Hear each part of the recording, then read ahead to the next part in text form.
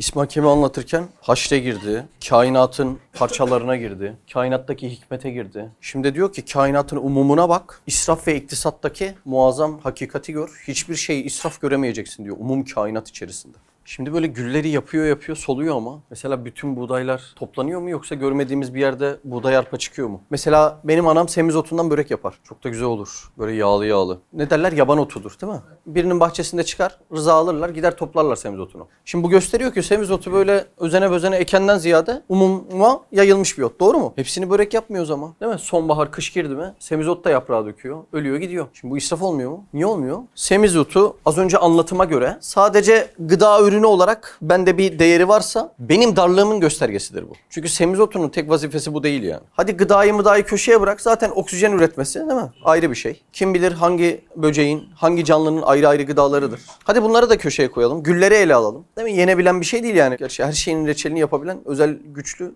anneler var. Şimdi gülün reçelini yapan bir zümre var. Gülü kozmetik sanayide kullanan ciddi bir zümre var. Parfüm, kozmetik vesaire. Hele o Urfa'daki siyah gül falan daha geçen duymuştuk kilosunu. Kıllara zarar böyle. Kaç kilo sıkacaksın da 1 kilo yağ çıksın falan. Bizim burada güller bitiyor. Eski yaylada bitiyordu hatırlarsanız. Her biri uygun bir şekilde kullanılmıyor. Bir de çok kısa bir ömürleri var. Çok kısa bir zaman zarfından sonra hemen yaprakları döküyor, küsüyor gidiyor falan. Şimdi mesela bu israf olmuyor mu o zaman? Böyle bu kadar güller yaratılıyor. Onun amacına hizmet edip etmemesiyle israf belli oluyor. İktisat ne demek? Kainata senin yanlış iktisat algınla bakarsan eğer dersin ki ya ben bu gülü hiçbir şeyde kullanmıyorum. Bu gül israf oldu dersin o zaman. Ama sen iktisada önce bakış açını değiştirmek zorundasın. Kainatı demek bu gayeyle bakmak zorundaysın. Ben bunu yiyebiliyorsam iyidir, yiyemiyorsam eğer israftır gözüyle bakıyoruz ama onun yapılış amacı önemli. Günlük hayatta da var böyle bakışlarımız. Mesela İslam çok ince böyle israf denilen noktada neyin ne kadar kaç miktarda israf olduğunu belirtmemiş. Mesela şimdi ben bir çay içtim, 3 çay içsem israfa girer miyim falan. Bunları belirtmemiş. İnce kıvamlar amacına göre şekil almış. Yani şimdi bir adam 10 bin liralık arabaya biniyor, öteki 1 milyonluk arabaya biniyor. 1 milyonluk arabaya binen her türlü israfa mı giriyor? Hayır canım, o amacına uygun kullanıldıktan sonra o israfa girmiyor işte. Şimdi adamlar özel bir makamda yer tutmuş, kendisini koruması, savunması lazım. Belki bir zırhlı araca biniyor. Akıllara zarar rakamlar. Şimdi o öyle bir iş adamıdır. Ama evde bebeğin var. Bebeğin oyuncak arabayı da çok seviyor. O oyuncak araba yerine tutup Ferrari, Porsche alsam bebeğe yorum yani. Amacına uygun olmadığı için bu israfa girebilir değil mi? Çünkü bir bebek ne yapsın senin Ferrari'nin, Porsche'undan? Demek biz önce iktisat gözlüğünü değiştirmemiz lazım. İktisat bir şeyi amacına uygun kullanmak demek. Bunun zıttı da israf oluyor. Az önce konuştuğumuz güller yani. Senin amacın yemek ve reçel yani. Sen dar görüşlüysen gülün amacı bu demek değil ki. Şimdi bana cenneti vaat eden bir zat var ortada. Ve ben onun gücünü, kudretini, cenneti nasıl yaratıp yaratamayacağını kainattaki efaline bakıyorum. Ve diyorum ki kainattaki efalinde hiçbir zorlanma yok. Şimdi ben diyorum ki gerçekten de kadir yani. Gücü her şeye yetiyor. Şimdi aynı zat böyle bir mevsim gülleri yaratıyor, geri söndürüyor. Yaratıyor, geri söndürüyor. Ben buradan başka bir şey anlıyorum. Diyorum ki ya güzelliği o kadar bol ki aynesini istediği miktarda yaratması benim anlamama hitap ettiğinden, çünkü muhatabı benim. Bunlar israf değil, fazlasını bile yapsa belki hakkıdır yani, öyle değil mi? Neyi gösteriyor yani? Bak ben sana cennette sonsuz nimet vereceğim. Çünkü benim için bir güzelliği yaratmak ve onu tekrar geri almak çok basit bir şey. Ne kadar basit? Kün. Bu kadar yani. Hazinesini gösteriyor yani. Bende o hazineden sınırsız şekilde var ve benim burada anlamanı istediğim şey beni esmalarımla tanıman. O gül yeryüzünü bezedikten sonra, kısa bir süre sonra yeryüzünden terk olduktan, öldükten sonra amacına hizmet etmiş oldu mu? Oldu. O zaman o gül israf olamaz. Az önceki semizotu da israf olmaz. Kainatta dünya ve diğer gezegenlerin kıyasına baktığınızda dünya gözükmeyecek noktalara geliyor. Diğer gezegenler yan yana geldiğinde. O zaman diğer gezegenlerin hiçbirine ben gidip sıkma yemedim, börek açmadım. İsraf mı oldu diğer gezegenler? Hayır. O alanları inceleyenler için belki hususi olarak yaratmış. İnsanı da bir köşeye bırak. Uzayın sakinleri olan o gezegenlerde vazifedar, namzet melekler var. Onların tesbihleri için de yaratılmış olabilir. Yani senin orada poğaça yememen oranın israf olduğu anlamına gelmiyor. Bu senin dar bakışını gösterir sadece. Üstad hep diyor ya, ona gem vuruyor. Dar görüşler, dar düşünceler diyor ya. Onlar her noktada öyle. Aynı şekilde bir gül de çok çabuk solabiliyor. Ama o soldu diye, bitti diye fani geçti gitti demek anlamına gelmiyor. Benim o gülü görmem zaten benim kuvve-i hafızama geldiği için hala bir devam ediyor. Yani o bakiyeti sürdürüyor yine. Evet. Senin ilminde devam ediyor. Şehadet aleminde vücudu gitmiş, sönmüş ama senin ilminde, ilmi barışta devam ediyor. Okumaya başlayalım mı? Bismihi Sübhanehu. 5. nokta. 2 meseledir. 1. mesele. Sani Zülcelal. Ne demek Sani Zülcelal? Haşmetli sanatkar. Haşmet sahibi sanatkar. Demek burada kainatın umumuna bakmanı istiyor değil mi? İsmi Hakim'in... Farkında mısınız? Yani hakemden ziyade hakimi belli başlı olguların gaye ve netice hikmetlerini anlatacağı zaman hakimi daha fazla kullanıyor gibi. Zaten öyle kodlamıştık biz. İsmi hakem, altında da ismi hakim var demiştik. Sani Zülcelal ismi hakimin muktezasıyla Bu kelime de yerine oturuyor değil mi? Mukteza. Yani o isim varsa o olmak zorunda. Mukteza böyle bir şey yani. Onun gerekliliğiyle, evet. her şeyde en hafif sureti Allah Allah, bak her şeyde diyor. Bu ciddi bir iddia. Yani semizotu, gül, kaplumbağa, ben, saçım, sakalım hepsinde en hafif sureti. Yani gözünün algılaması da basit bir şeyi. Hafif bir suret yaratmış. Devam. en kısa yolu En kısa yolu. Bu da ilginç bir şey. Şimdi benim vücudumda 1 trilyon hücre. Her hücrede de 1 trilyon atom var. Bunlar neden her seferinde bu yolu yapıp parmak, ağız, burun ve Mehmet'i oluşturuyorlar? Bunlar farklı yollara gidip farklı bir şey oluşturamaz mı? Şimdi şu eli oluşturan şöyle bir şey de yapamaz mı? Yapar yani, ama her seferinde yılda 2 kez tecrit ediyorum. Sinir hücrelerim hariç. Yenileniyorum. Şu an benim saniyede vücudumda yanılmıyorsam 50.000 hücrenin yapım ve yıkımı var yani saniyede. Tabii ihtiyarlık, gençlik değişiyor bu. Şimdi her seferinde niye doğru yolu buluyor, anladın mı? Benim söylediğim bahse göre 6 ay önce şuradaki hücremle şimdiki aynı değil. Buradan bir şey yedim ve geldi yine burayı buldu yani. Niye hep o en kısa yolu ve en doğru yolu buluyor? Yani bir anda beni gergedan da oluşturabilir ki benim muhteviyatıma indiğinde içerik değil mi muhteviyatı? Gergedanın muhteviyatıyla aynı. Azot, karbon, oksijen, hidrojen, azot, karbon, oksijen, hidrojen. Niye yani her seferinde Mehmet oluşturuyor? Bu Kur'an'da ahseni takvim, en güzel kıvam diye geçen Mehmet bu arada en kısa olmuştu. Hem şu suret en hafif suretmiş Ömer. Senin gözünde bir hoşluk ve algı hafifliği cihetinde. Hem de en kısa yol bu Mehmet'miş yani. Şu benim hücrelerimin kombinasyonu cihetinde. Bir de normal bir doğru yolu bulma da değil. Şimdi şuralarda protein var. Burada protein ters bağlanıyor. Keratin oluşturuyor. Tırnak diye bir şey. Yani bunu her seferinde nasıl bana vermeye devam ediyorsun? Ben kesip duruyorum bunu falan. İlginç. en kolay tarzı, en faydalı şekli, Fayda da aynı şekilde. Şu şekilde birbirimize sarılıyoruz. Çayımızı içiyoruz. Bilek güreşi. ehemmiyetle takip ettiği gösteriyor ki israf, abesiyet, faydasızlık fıtratta yoktur. Fıtrat kelimesini deşmek zorundayız 5. noktada. Fıtrat böyle aklınıza gelebilecek bütün programlamalarımızın tamamına fıtrat diyeceğiz. Şimdi bir arı nasıl olur da benim yapamadığım balı yapar? Fıtratı öyle yaratılmış. Programlaması, dizaynı. Allah Azze ve Celle Fatır-ı Hakim, hikmetli bir şekilde o fıtratı yaratıyor. Fatır aynı zamanda benzersiz de yaratma manasında değil mi? Bir balık ötekine benzemiyor, bir parmak izi ötekine benzemiyor. Bu da Fatır tecellisi. Ama burada fıtrat da Fatır'dan geliyor. Zaten fıtrat da hiçbiri birbirine benzemiyor. Sani Zülcelal ismi hakimin muktezasıyla her şeyde en hafif sureti, en kısa yolu, en kolay tarzı, en faydalı şekli ehemmiyetle takip ettiği gösteriyor ki israf, abesiyet, faydasızlık fıtratta yoktur. Mimarların kullandığı bir kural var. 3E kuralı. Ekonomi, estetik, emniyet. Bir proje yaparlarken buna bakıyorlar. Şimdi mesela adam geldi, abi dedi ya şurada 300 metre bir yayla aldım. Şu yaylaya güzel bir ev çiz dedi ya. Sadece o güzel bir ev çizi alsa, ekonomiye dikkat etmesi, sonra da gelip dese ki 1 milyar dolar işte bu evin maliyeti. Ne var o Mehmet ağa? Arsayı zaten dayıoğlundan ucuza kapatmış senetle menetle. Şu adam sana verir mi 1 milyon dolar? Demek bizde de var bu kural değil mi? Bu ekonomi, estetik, emniyette optimum bu. Yani bu bakış açısı aslında hepimizde var. Ama baktığında kainatın umumunda bu kural geçerli olduğundan dolayı kainatta hiçbir şekilde israf yok. Abes iş yok. Hep en uyumlusu, hep en güzeli, hep en kıvamlısı. Şu benim üzerimdeki atomların şu kainat şartları içerisinde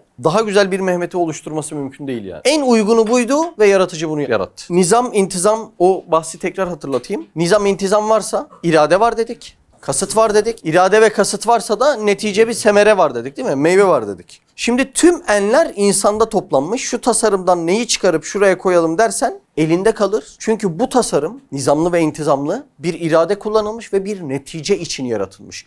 Kainata muhatap olma neticesi ve bunun nihayetinde ahiret diyarına gitme neticesi için yaratılmış. Şimdi biraz örnekleyelim yani. Böyle parça parça kainattan alalım. Gerçekten kusursuz yaratımı görebiliyor muyuz? Bir diyaliz makinesine giriyorsun. Kaç kilo biliyor musunuz bir diyaliz makinesi? Ortalama 100-110 kilo bir diyaliz makinesi. Tabii çok markaları vardır ama bir buzdolabı kadar oluyor İrfan. Bak şurada o diyaliz makinesi. Şu kadarcık. Hissetmiyorsun bile. Koşuyorsun, zıplıyorsun, ediyorsun, uyuyorsun. Hiç rahatsız etmiyor değil mi? Böbrek kaç gram? 150 gram. Diyaliz makinesi 100 kilo, böbrek 150 gram. Diyaliz makinesi 4 saatte 150 litre kanı süzüyor. Böbrek bir günde 1500 litre kan süzüyor. O diyaliz makinesine giriyorsun, bir de kan revan içinde yoruluyorsun, şekerin düşüyor, böyle bayılıyorsun, tansiyon gidiyor falan. Girenler anlatıyor. Allah yardımcılar olsun hepsine. Yani o sonradan üretilen. Para veriyorsun abi de ona. Bir de o makina sesli bir şekilde çalışıyor. Mesela ben gitsem kendim bağlayabilir miyim makineye? Uzmanı gerekiyor bir de. Şimdi böbrek öyle mi? Yok. Düğmesi yok. Çalış, kapat. Hani orada makineyi açıyor ya uzman. Senin bu böbrekte gözünü bile açmana gerek yok. Sanat küçük ama hüneri çok büyük. Makina tamir istiyor, böbrek ise olağan dışı bizim kötü kullanımımızın haricinde ve Allah'ın belli başlı şeyleri gösterme niyeti haricinde 100 yıl boyunca belki daha fazla insanla çalışıyor değil mi? 120 yaşında insanlar var. Makina bir ay çalışsa sürekli bakım, onarım, yağlama isterken sendeki böbrek böyle istiyor. Şimdi şu böbrekten daha uygun buraya bu vazifeleri yapan bir şey bulmanın hiç imkanı var mı? Bu arada bu saydığımız böbreğin 2-3 tane nadir özelliği. Şöyle bir umuma teşbih etsek şuna da yarıyor, buna da yarıyor, bununla bunun koordinasyonunu, bununla bunun ilişkisini de sağlıyor desek sabaha kadar konuşuruz. Şu böbrekten bile insan anlıyor ki bu kainatta her şey hikmetince, abese yer yok, asla israf yok. Benim çok ilginç bir şekilde tanıştığım İzmir'de abi vardı rahmetli. Bir gün hastaneye yakınını götürürken biriyle tanışıyor. O da tavşanlı çıkıyor. Sonra biz adamla ahbap olduk. Kalp makinesi mi? Böyle eliyle tekerlekli. Kalp makinesi vardı işte o abide. Biz de sürekli ziyarete gidiyorduk. Halil oraya ahbap olmuş falan. O kalbin yaptığı kanı pompalama vazifesi için yani o sırt çantasına dönmek için de kalbin belli bir noktaya gelmesi lazım. Ondan sonra sırt çantasına verdiler. Ondan sonra evine gitti. Tabii hayatı uzun bir süre devam etmedi. Allah rahmet eylesin tekrardan. Düşün şu kadarcık kalp. Şu pompaya ama hiç o varlığını hissedemiyorsun yani. O kadar hafif, o kadar kusursuz bir yaratılışı var ki yani sen de. Ya düşünsene ya şu günde 8 ton kan pompalıyor ya. 8 ton. Standart 80 dolaylarında atma hızı var. Senin böyle sadece spor amaçlı kullandığın işte nabız hızıma bakayım dediğin kalbi adam şöyle taşıyor. Onları gördükten sonra insan anlıyor. Şu an sende var olan organın en kusursuz olduğunu. Çünkü bizim zihnimiz neyle çalışıyor? Nispet etmekle. Bir şeyi kıyaslamakla çalışıyor. İşte buraya inşaata gelen abilerin arasında oluyordu usta abi. Çat parmağı kaptırmış burada. Aklına geliyor lan şu paketi nasıl açacağım şuradan? Ya şu kafam kaşınıyor nasıl kaşıyacağım falan. Hatta parmağın ucu yok yani. Ayakkabıyı nasıl bağlayacağım? Böyle bütün hayat sistemi, hayat döngüsü değişiyor. İnsan diyor ki Allah Allah şunca az hiç gözümün önüne gelmeyen minnacık parça ne kadar kıymete bindi diyor. Niye? Çünkü her şey gerçekten zıttıyla biliniyor. Nispet ederek anlıyorsun bunu yani. Devam edebiliriz. İsraf ise ismi hakimin zıttı olduğu gibi iktisat onun lazımıdır ve düsturu esasıdır. Kainatta bir israf görmemizin imkanı yok. Çünkü her yer ismi hakimle bezenmiş. İsraf onun zıttı olur kainat için. Hiçbir noktayı israf etmeyen bir Allah'ın kainatın tamamını israf etmesi düşünülebilir mi? İmkanı yok. Bizim saçımızda bile binlerce hikmet var. Bugün genetik meselesinde bile saçtan faydalanıyorlar. Bir adamda ne kadar hastalık var. Bir saç teline bu kadar hikmet bezeyen Allah, o saçı taşıyan bu koca başa hiç hikmet vermemiş olur mu? Asla. O saçta israf olmadığı gibi bu başta da israf olması asla düşünülemez. Şimdi Allah Azze ve Celle karaciğere 400 vazife takmak yerine ve bilinen yani şu an eminim bunu çok daha misli vardır. Bir de hani karaciğeri müstakil ele almak başka bir şey. Karaciğerin deriyle ilişkisi ayrı bir olay. Karaciğerinin kalbinle ilişkisi ayrı olay. Mesela ben çocukken bir ara böyle acayip kaşınmıştım ya. Parçalanacağım böyle. Doktora gittim karaciğerde çıktı yani. Deriyle bir ilişkisi var bunun. Hani karaciğeri tek elle almak mı daha zor? Karaciğerle derinin alakasını, karaciğerle gözün alakasını anlamak mı daha zor? Şimdi biz diyelim velev karaciğerde 400 tane vazife var. Şimdi bak israf olmayışını şuradan anlıyorsun. Her vazifeyi yapacak bir karaciğer taksaydı sana kaç ediyor? 400 karaciğer mi taksa daha hikmetli olurdu? 400 vazifeyi yapan bir karaciğerin olması mı daha hikmetli? Hikmet buraya kesinlikle tecelli etmiş ve asla israf eli değemez buna. Aynı işi yapan buna da yapabilir. Mesela bağ bahçe işine bakalım. Siz bir ağaçtan kaç limon alıyorsunuz? Tahmini söyleyelim. Yani bir ağaçta belki 500 kilo limon var. He, kaç adet eder tahmini?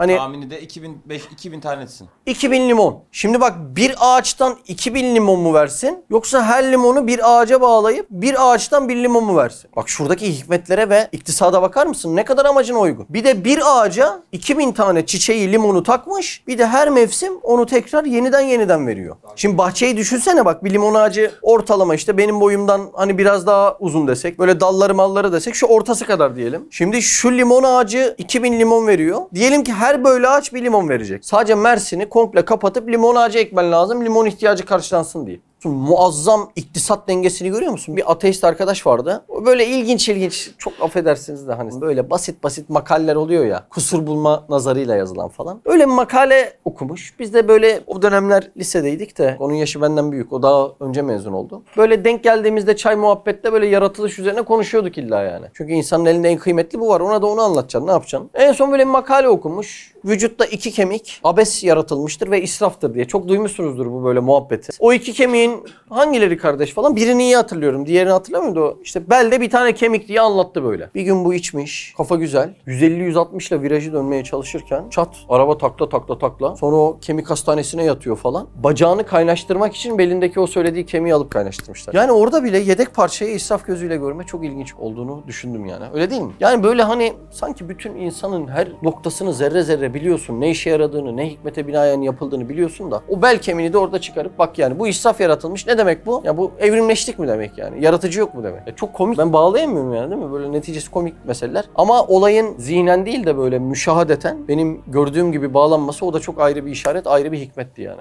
Şimdi kainatta insanlar böyle bakmışlar. Demişler ki kainatta bunca güzellik var ya bu güzelliğin denklemi olması lazım demişler. Zamanında Yunanlı filozof, matematikçi Pisagor her şeyin ölçeği insan demiş. Bu kainattaki güzelliğin ölçeğini düşünmüş. O ve arkasından gelenler insan bedeninin mükemmelliğin simgesi olarak görmüşler ve bu üstün sanat eserinin oranlarını hesaplayarak estetik anlayışlarına temel yapmışlar. Ya bu güzel estetiğin bir simgesi olması lazım demişler. Hatta bir ara şöyle bir muhabbet olmuş. Matematikçileri toplamışlar. Dikdörtgen çizmişler matematikçilere. Şöyle bir dikdörtgen çizmişler. Şuna 1 diyelim. Şuna 2 diyelim. Bir de şöyle bir dikdörtgen çizmişler. Ki sizce en güzel dikdörtgen hangisi demişler? Var mı bir fikriniz? Şimdi geneli 3 demiş burada ama iyi de matematikte güzellik diye bir kavram yok. Neden 3. dikdörtgen gözünüze daha güzel gözüktü demişler. Çok ilginç bir deney daha var da böyle vakit geçmesin diye şimdi yapmıyorum. Siz bir kalabalık ortamda deneyebilirsiniz ders yaparken. İnsanlara rakam yazdırın, rakam. O rakamları böyle bakın içinde en çok yazılan rakam 7 rakamı oluyor. Matematikte güzellik kavramı yokken niye 3'e daha güzel diyoruz? Rakamlar arasında neden sürekli 7'yi daha çok seçiyoruz? Şöyle şuna A diyeyim, şuna B diyeyim, şuradan da bir C alayım. En büyüğün yani AB'nin büyük olan kenara oranı yani ne oluyor? AC. Diğer şimdi parça kenarlara bakın. Kenarlar arasında büyük olan kenarın küçük olan kenarına oranına eşitse yani AC bölü CB. Bunlar birbirine eşitse buna fi demişler yani altın oran demişler. Şimdi şu az önce gördüğünüz dikdörtgen ne biliyor musunuz abiler? Tam o altın oran yerden şunu kırarak şuraya getirdiğinde şöyle bir dörtgen olduğu için göze en hoş bu geliyor demişler. Göze en hoş gelen her şey altın orana en yakın olan şeyler diye de burada nitelendirmişler. Kainatta altın oran diye böyle bir muhabbet var. Az önce konuştuğumuz şu dörtgenlerden neden 3. dörtgeni daha çok benimsediklerinin sebebi de altın oran hesabına en yakın olan bir dörtgen çeşidi olmasından kaynaklı demişler. Bunu üçgene uyarlamışlar, altıgene uyarlamışlar, birçok şeye uyarlamışlar bunu bu şekilde. 7 rakamına baktığınızda da rakamlar içerisinde tam böyle altın orana en yakın rakamlardan bir tanesidir. O yüzden 7'yi daha fazla seçiyoruz. Yani güzellikte bile israf yok. Çok ince bir şey. Güzelliğin merkezi insansa insanın kendisinde de bu altın oranlar var mı demişler. Ben bilmiyorum, hesaplamadım. Makalelere göre diyorlar. Mesela diyorlar ki şu parmağımı şuradan bir öbek al. Tamam mı? Şu parmağımın tamamının şuna bölümü diyor. Şunun şuna bölümüne eşittir diyor. Parmağımda altın oran var diyor. İnsan yüzünü değerlendiriyorlar. İnsan yüzünün tamamının şu buruna kadar olan kısmına oranı, buruna kadar olan kısmının buradan çeneye kadar olan kısmına bölümüne eşittir. Buna altın oran demişler. Bunu yanakta bulmuşlar, burunda bulmuşlar, kaşta gözde oranlarda bulmuşlar. Böyle muazzam bir şekilde insanın matematiğini çıkarmışlar. Bu arada bunun çok da ayrıntısı var. Şimdi bu altın oranlarla insanın tamamını idrak edebilmene de endam deniyor. Parçadan tamamını anlamak. Mesela hadiste geçiyor ki bir kızla evleneceğiz zaman eline bakın, yüzüne bakın değil mi? Buralar caiz. Neden? Çünkü bir insanın eli hatları nasılsa kendisi de o hatlara çok uyumlu oluyor. Endamını da yakalayabiliyorsun. Yüzü de aynı şekildedir. Öyle değil mi? Bir insanda o altın oran varsa o aslında güzelliğe de insanı ister istemez götürebiliyor. Baktığında o insanın hafif sureti, kelimede değil ya hafif sureti. Demek bu altın orana bakan bir değer. O yüzden böyle gözümüze çok albenili gözükebiliyor ya. Mesela bak çok ilginçtir. Kitapçıların baktığında kitap kapakları hemen hemen birbirine benzer. Yani ebatlar şu şekildedir. Kitapçılar da bu ebatları şunu bir doğru yaptığında dikkat edersen gene o altın dikdörtgen diye söylediğimiz dikdörtgen göze en hoş geldiğinden kitap kapaklarını ekseriyetle o yüzden böyle tutmuşlar. Yani göze hoş gelip albenisi fazladır diye. Yani orada da bir altın oranın hesabı olmuş. Fibonacci diye bir adam var. Tavşanların çiftleşmesini izliyor. Ondan sonra bakıyor. Bir daha ne etti? 2. Ardından 2 oluyor. Ardından 1, 2'yi topla ne etti? Önceki ikisi 3 etti. Sonra önceki ikisini topla ne etti? 2 ile 3. 5 etti. Önceki ikisini topla 8 etti yani. Fibonacci diye böyle bir sayı dizisi görüyor. Ve bu aynı sayı dizisi, Fibonacci sayı dizisi çok ilginçtir. Bir ağaç düşün böyle. Dallanma serüveninde de şuradan bir dal çıkıyor ya. Oradan 2 oluyor. İşte ondan sonra oradan böyle devam ediyor falan derken ağacın dallarının artış sayısı da aynı o Fibonacci'ye uyumlu bir şekilde devam ediyor yani. Kainatın güzelliğinin matematiği. Bunlar görülebilenler. Görülemeyenlere ne geometri diyorduk? Fraktal geometri. Ey iktisatsız, israflı insan. İşte kainatta israfın değdiği tek mahlukat herhalde biziz. Bu israfa bulaşan biz ve iktisatsızız. Ama buradaki iktisatsızdan maksadı çok külliye alalım. Hem kainata muhatap olma cihetimizi alalım, hem günlük yaşantımız olarak alalım. Bir de en sonunda bu iktisadın en kuvvetlisi nedir? İsrafın en kuvvetlisi nedir? Bir ona dokunalım. Bütün kainatın en esaslı düsturu olan iktisadı yapmadığından ne kadar hılaf-ı hakikat hareket ettiğini bil. Külü veşrebu ve la tüsrifu ayeti ne kadar esaslı, geniş bir düsturu ders verdiğini anla. Şimdi şurayı anlamam lazım. İktisat amacına uygun kullanmak demek. Dar görürsen, dar düşünürsen meseleyi dar anlarsın, Rabbini dar tanırsın. Bu bir kesin yani. Şimdi biz israf ve iktisat deyince sadece bir ekmeğin zayi olup olmaması, bir suyun çöpe gidip gitmemesi noktasına bakıyoruz. Onlarca hayatımızın alayı israf. Onu geç zaten. Hani aldığım nefesi geri döndüremiyorum. Ekmek mi kıymetli, benim aldığım nefes mi kıymetli? Hiç onu anlatamıyorsun yani. Ekmeğin zayi olmasında bir israf varsa, senin ekmeğin üzerinde esmayı okuyamamanda, ismi hakemi okuyamamanda trilyon tane israf var. Besmele de bu yüzden. Niye besmele ile başlıyorsun? Bismillah. Ne demek bismillah? Allah'ın adıyla. Ben burada mesela Murad'ın iş yerine gitsem, içeri girmek istesem, deseler abi hayırdır ne işin var burada? Kimin adıyla girerim? Murad'ın adıyla. Ya ben Murad'ın arkadaşıyım, arayın sorun diye. Mekana girmek onun adıyla olabilecek bir şey. Biz hala kainatta esma okuyamıyoruz. Hayatımızı israf ediyoruz. Öteki çeşitlerde ufak, o israf oldu mu, bu israf oldu mu, şu israf oldu mu, o noktalara takılıyoruz. Bu terazide denge ne biliyor musun? Bir, hayatını israf etmeyeceksin. Yani Allah'ın esma tecellisini israf etmeyeceksin. Bunu başardı mı adam? Başardı. Bunu başardıktan sonra cebindeki ufacık peçeteyi de israf etme. Bizim rahmetli abi hatırlar mısın? Rahmetli Ahmet abi. Bir peçete çıkarırız cebinden. Kaç kez şahit olduk? Bu kadarı yeter der. Yırtar, kullanır, atar, kalanı da lazım olur diye cebine koyardı. Geçen el yıkamada falan konuşuyoruz ya böyle. O Ahmet abi, o bizim bir tane gördüğümüz peçeteyi 3-5 kez kullanıyordu. Ama Ahmet abi önce Bismillah da israf etmedi. Ondan sonra buna gitti. Bunun sırasını ters çevirmiş kimi görsem aklı da kendi gibi karışık oldu hep. Her zaman. Bir gün hiç unutmuyorum. Biri geldi böyle. Hayalde nasıl kalabalık iş yapan 3 kişi 5 kişi yani tam sohbet günü. Çocuk da öyle mutfağı görmüş. Ya dedi işte ne vardı orada hatırlamıyorum. Parça üzüm mü kuru pasta mı bir şey vardı. Biri de onu çöpe atmış orada. O da görmüş. Tabii atmasa güzel yani ama başka bir konu var. Arkadaş geldi dedi Mehmet abi kafeye çıktık ya konuyu konuşmaya, düşün yani o kadar önem vermiş. Hayırdır kardeş? Böyle bir konu var. Ama dedim bak çocuk tek yani gariban görmemiş. Sen orada bana lafı yetiştireceğine girip yardım etseydin onu niye yapmadın? Gömleğin mi bozuldu yani? Ne oldu? Tam tahmin ettiğim gibi de hayatı devam etti adam. Saçma sapan, zihni kesrette dağılmış. Delikanlılık orada yapacaksın, sevabını alacaksın. Ona zaten yetişmek, yardım etmek sevap yani. Tefani ruhu sevap. Kardeşini fena gördüğünde fani olmayacaksan sen ne işe yarayacaksın? Sıra karıştı mı sen de karışırsın. Saçma sapan olursun. Sen Esma'yı okuyamadıktan sonra bunun ucu buraya gitmiş, bunun kenarı buraya gitmiş. Bu böyle olmuş. Bunlar karınca adımı olur. Kainata gelişin birinci gayesi bu. Her yer Esma boyasıyla ve buna bir muhatap var, o da sensin. Allah rızası için El Fatiha masalavat.